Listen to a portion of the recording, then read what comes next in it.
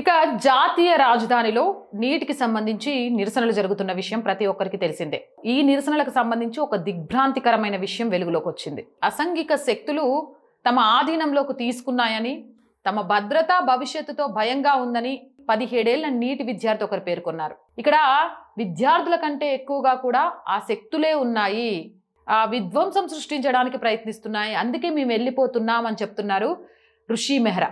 అలాగే అక్కడే ఉంటూ తమ కెరియర్ని పనంగా పెట్టొద్దని మిగిలిన విద్యార్థుల్ని కూడా హెచ్చరించింది ఆవిడ. ప్రతి నిజమైన విద్యార్థి చుట్టూ నిజంగా 5గురు గుండాలున్నారు.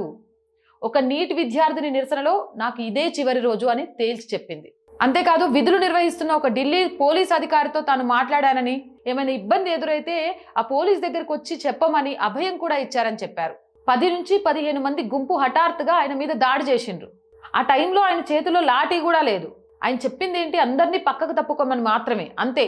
నిన్ను కూడా రతన్ లాల్లా చేస్తామని ఆయన్ని బెదిరించారు, అది నేను చూశాను.